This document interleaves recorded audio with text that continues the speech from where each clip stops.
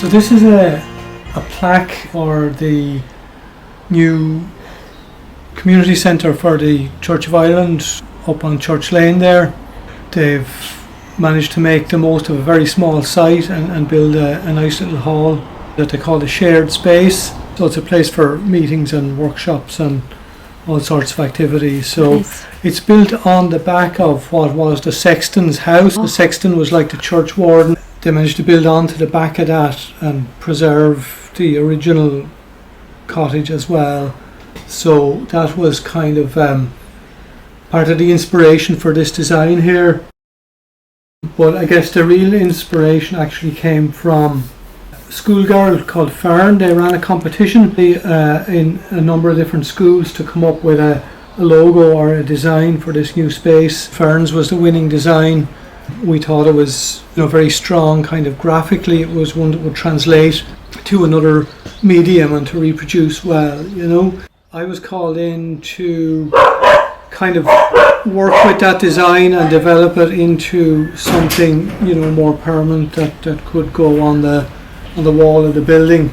It went through quite a few changes because the committee also had their own input into it. They wanted very much a sense of the building, and also the Star Fort. The Church of Ireland church is built in the grounds of the Star Fort, which would have been once a military barracks.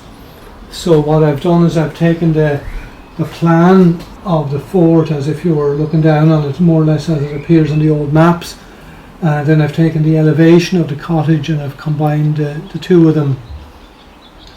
So the idea of the Star Fort was basically a square shape, but the corner bastions or towers, if you like, instead of being square shaped, they come out like these points of a star. And the idea was that with this shape you can actually, if you're inside the fort, you can see your own outside walls from any advantage point. So if someone's trying to scale this wall here, for example, here, or this one, if you're in this bastion, you actually have a sight line to the enemy there, so you can let off a few shots at them. But it gives a nice, quite dramatic framework for the cottage now, so we incorporated that.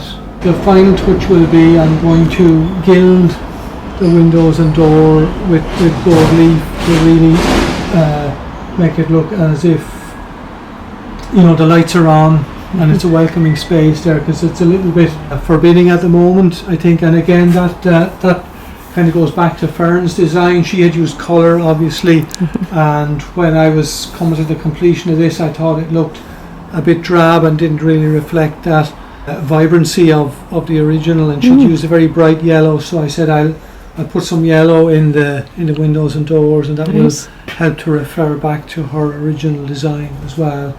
When this stone gets wet, the light areas tend to darken up and you lose the contrast. So, and similarly with the letters there, when they get wet, they won't have the kind of contrast that they do now. So I'll be putting a greyish, light grey paint in these that will replicate this colour as it is now. It's dry, but it will keep that in the wet, so it will be visible from a distance. So we're nearly there, just 3 more letters to cut now, and then the gold leaf to apply, and we're ready to hang.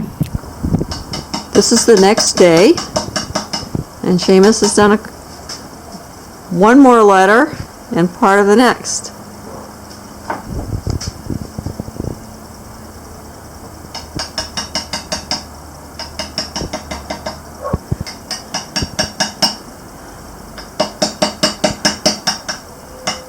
You do it all by eye? Well, I have the letters traced out on the stone you do? here, so yeah, it's following the lines. Wow, that's But the letters they are hand drawn. Yeah. It's hand drawn here. It's not printed out from a computer or anything like that. So.